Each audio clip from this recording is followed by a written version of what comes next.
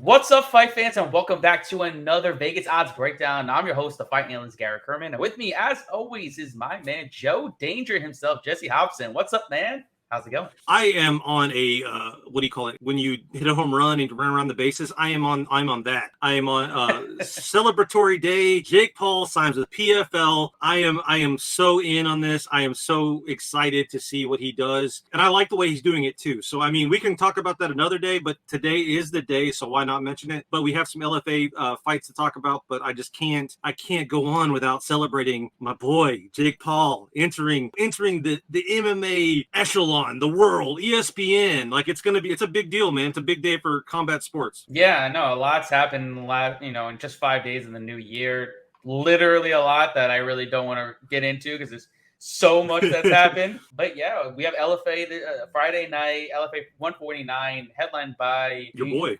Bunes and Yuma Horiuchi. My boy Yuma's back. Yuma fighting for the LFA flyweight title yet again. He lost his last time fighting for the title against Charles Johnson in a fight that I think he actually won as a big underdog. But this one against Bunes, it's going to be a good fight. Basically a pick 'em. I'm looking forward to that. The rest of the card is kind of lackluster because we've lost some fights. They add in some new fights at the same time. But we're here to break it down. We're here to put money into your pockets. That's what we're here for. So we're going to break it down anyways. Yep. Even if it sucks, we're going to make sure you're putting money in your pocket, and that's what we're here for. Right at the top, at the tippy top, the main event, the LFA Flyweight Championship on the line. We have Felipe Bunes, I think, taking on my boy Yuma Horiuchi. Right now, the line is basically dead even, minus 120, minus 110, depending on your book. It's a pick 'em. Yeah, you mentioned it. It is a pick 'em fight. We've seen Felipe fight in LFA prior.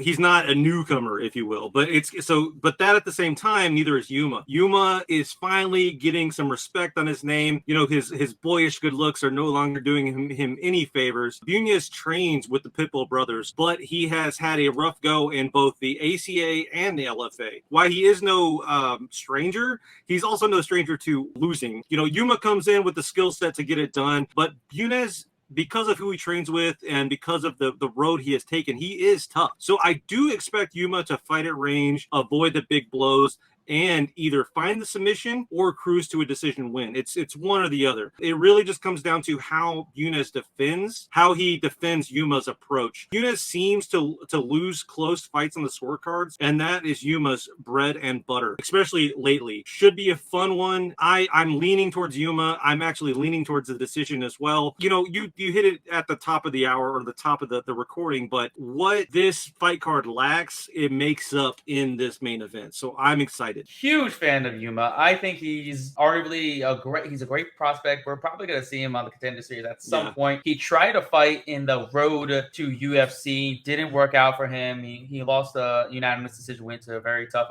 competitor there. But yeah, coming to this fight, he's going to do what he does. He's going to come forward. He's going to put the pace. He's going to put the pressure. He's going to be in your face. He's going to throw volume. He's always going to counter you. Every single time you throw, he's countering you back. That's what he does. He's going to stifle Felipe. I don't expect Felipe to really throw much at him that's not going to make Yuma just go away. You're talking about a guy that went toe-to-toe with Charles Johnson and almost broke him. He's gone 25 minutes before, so he has the ability. He's got the cardio to go deep into this fight. I don't know if Felipe does have that. I don't believe he's gone 25 minutes in any of his fights. And winning a close split decision to Huáscar Cruz is not that good, considering Cruz is 38, 39 years old, super slow, not that great. I've watched him over here at Titan FC live. Not very impressed with him. And then he's 2-3 in his last 5 fights. Yep. Not great. Majority of his wins are coming, when he gets taken down off his back in transition with his submission attempts and that. As long as Yuma just fights smart, comes forward, throws some hands, get in the face of Bunes, I believe he gets the job done. I think he could possibly finish him. I mean, he's gonna break Bunes in this fight eventually. His pace and pressure is hard to really match, and he's got some sneaky good power in his hands. I'm expecting either a late finish or a clear-cut unanimous decision from my boy Yuma. It's nice to see people putting respect on his name, and so hopefully after this win, he can change his little default picture there. He's got a better picture when you actually click on his name. I don't know why this picture is even here. And you look at Felipe, he's got some weird hat on in his actual picture. Yeah, so I like his, but at the same time, it's just like so deceiving. All right, our next fight up is a fight between Marcus McGee and Luciano Ramos. Minus 280 for McGee, and the comeback on Ramos plus 220. Just looking at Marcus, he looks older. He looks a little battle tested, or battle weathered, I guess I should say. But Ramos is the one that's back from a brief stint in boxing, and that's fine. As McGee, he's a stand-up guy as well. He has decent ground game though, and I think that is ultimately enough to get the judges to side with him. Both guys will probably have moments, but look for McGee to have a few more tools in the kit, and because of this, he will get his hand raised after a mostly stand-up affair. Like I mentioned, McGee he's no stranger to the ground, and I think that's ultimately what's going to kind of set him apart from Ramos. Ramos is fun, but he isn't Nick Diaz. He isn't even Nate Diaz. He isn't even a Diaz. He likes to stand next to him in photos, but he won't be getting the win here. I like Marcus McGee by decision. Obviously, like you touched on it, this guy's been in boxing. He hasn't fought in MMA since 2021. Trains out of Diaz Academy. He likes to stand and trade, but the dude takes a lot of damage. That's what the Diaz brothers do. They take damage. He's been knocked out in 2 of his last 4 combat sports fights, both in boxing. And then you come against Marcus McGee, who all 5 of his wins have come by knockout. So the dude's got power, and he's going against a guy that gets knocked the fuck out. I don't think it's going to bode well for him. I'm taking McGee here, and I'm expecting a knockout. Another knockout. That makes it 6 knockout. Yeah, I mean, I don't disagree with you. I would assume that McGee will probably understand his strengths in this fight and maybe take it to the ground. And so because of which we'll get a little bit of some burning clock. You think McGee would take it to the ground knowing that Ramos trains with the Diaz Academy and all they do is work on their grappling, considering majority of his wins in MMA are by arm triangle, rear naked choke, and so on and so forth. I think he's going to want to keep it stand and bang, knock this dude out. No, I understand that too. Like, that makes perfect sense to me. It's really going to come down to that first exchange and who wins it. Right. So like if McGee gets the better of it, yeah, sure, he'll keep it on the feet. But if for some reason Ramos does, look a little bit more seasoned than maybe we're assuming, or he gets a little bit better of McGee, then yeah, he might take it to the ground, and because of which burn the clock a bit. He's not a slouch. It's just that he just isn't good once the gloves touch his face. Right. We'll see, man. I am excited to see what happens because I think that this is a competitive fight, but obviously one that should end in knockout. Yeah. Keeping it moving. Our next fight up is in the middleweight between Eric Fingas and Tony the Tiger Charles. The reason why I had to say that is because that's the worst nickname ever. As unoriginal as you could possibly be. Fingas a minus 225 favor in the comeback on Charles plus 175. Yeah, I think that's an amazing line. I would run to the books for that, honestly. While initially I just wanted to fade Tony Charles just strictly because of his photo. It's like, hey, we're standing by some office portables and some AC units. Let's get a good picture real quick. Something about that screams to me like I am not taking this seriously. But he trains with a good team with AKA, but he does lose to horrible competition. With most of those losses, they come by split decision or first round KO.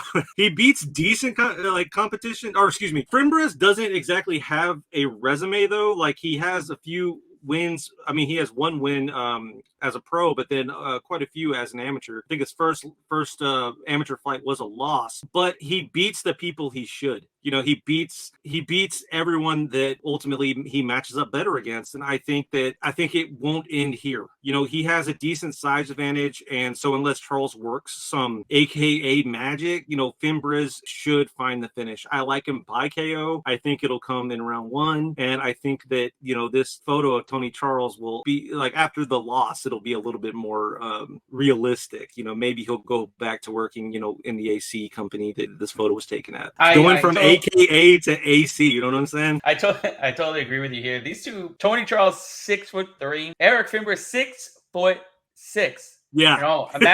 Imagine this man making it to the UFC. He would be the tallest middleweight on the roster at 6'6". That's unheard of. You never see that type of height, and I think it's going to play a major factor in this fight. Obviously, he's got knockout punching power, and I expect him to put it on Tony Charles in this fight. Keeping it at range, utilizing that reach, utilizing that distance, and that advantage he has on the feet. Tony Charles is going to have to get inside the reach advantage and try to land some shots without getting hit. And I feel like that's easier said than done. Eric Fingas should be able to get another knockout win under his belt and get the job done. I mean, this is a good fight for him, another good stepping stone for him to kind of make a name for himself. And we can see a nice little run for Eric Fingas if they keep feeding him these type of fights. He's not just a stick either. Like he's lean, he's strong. Like he's not your typical just tall guy. He has some muscle, which I can appreciate. Moving on, we got our next fight up in the lightweight division between Cedric Cantabwa and Adam Garcia. Right now, I'm gonna go with Cedric. I'm not gonna say his last name. I know I butchered that. I'm minus 400 and come back on Garcia plus 310. Interesting enough, that line just went live. So because this morning when I was looking into the changes of the card, and there's not a lot to go off here.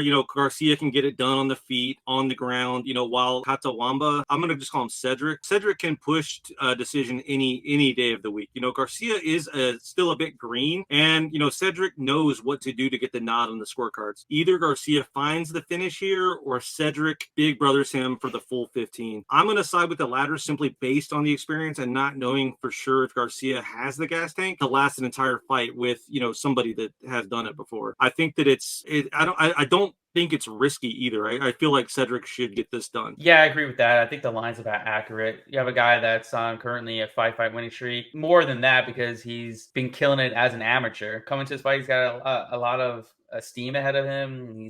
He's going against a guy that's, like you said, fairly green. I know he also has 2 amateur fights under his belt that he's coming off wins. But Cedric has shown that he's tough enough. He's very well-rounded. He's able to come in there and mix things up and, win decisions. We haven't seen Adam Garcia really go out there and show that he can really dominate anybody. So I'm going to go with Cedric here. He should get the job done and keep it moving, go 3-0 and maybe make a run at this. Last but not least, we have a lightweight fight. Actually, I think it's a catchweight at 160 pounds between Princeton Jackson and debut fighter Chris Brandt. Right now, line for this one is minus 215 for Chris Brandt. We come back on Princeton Jackson plus 170 to plus 180. Nearly all of Brandt's wins are in the first round, and he can go 5 rounds if needed. I think he'll get an early KO, but I wouldn't be surprised if he gets caught in a submission either. It just really depends on, how prepared Jackson is for a guy like Chris Brandt. Ultimately, I'm siding with Brandt because Jackson has wins over garbage opponents, but either way, the GOAT should come through. And speaking of which, I picked all of these fights before the lines were live. Oddly enough, I did pick all favorites, so I'm gonna go with a twofer on this one. I'm gonna take Chris Brandt, Eric Fimbres to get it done. We're looking at basically a plus 100, so even money, and I think those two should get it done with ease. So take a Brandt and Fimbres this weekend. Yeah, I think that's a really good double. This is a showcase fight for Chris Brandt in his debut. That's what the GOAT shed does. They make it so that these fighters over there get as easy fights as humanly possible, just so they can get to the next stage of their careers in the Contender Series. We saw that with Roy Echeverria, and look what happened there. He lost in his Contender Series fight because it was a massive step up in competition, like I knew would happen. You did. I called that from day one. I watched Roy fight numerous times live. Good fighter, explosive, but it was too big too soon. This is not a big fight for him, right? For Chris Brandt, I think this is a very easy fight for him. He's won majority of his fights, and as an amateur, he's the number 1 amateur in the U.S. in the lightweight division, and he's a very top. He's one of the top prospects. So I'm expecting him to get the job done. I'm expecting him to make it look easy. He probably gets the knockout in round 1, and then we'll see what goes from there. I don't expect him to be this next big thing, but GOAT Shed's going to do as they can to protect this man and keep him from getting to keep him from losing that O. That O is going to be there for a while. He might go 5-0, 6-0 before he really fights anybody that's even remotely on his level. So we'll see what happens. I'm not too high on GOAT Shed fighters, but I think Chris Brandt is probably, like I said, one of the better prospects out of their gym. Yeah, I mean, the line's about right. And then also, I mean, he can get caught. I just don't think it's going to be this fight that he gets caught at. I think eventually down the line, kind of like what we've seen from Coach Shed before, he will get a massive step up, and that's going to be the day that we bet against him. Yep, exactly. That's what we do. Yeah. I mean, I always do that with Go Shit fighters. I've said it time and time again. They're fluffers. They fluff their resumes. They make it look pretty. They get all these knockout wins or submissions, whatever. That's for another day. And that is our breakdown for LFA 149 on Friday night, which I believe starts at 9 p.m. Eastern Standard Time on UFC Fight Pass. But before we go, guys, head over to Vegas Odds YouTube channel. Like this video, subscribe to their channel, and leave some comments on the video. We want to hear from you. We want to know who you're betting on, and we will see you all next week for some more bets, more money, and we are out of here. Adios.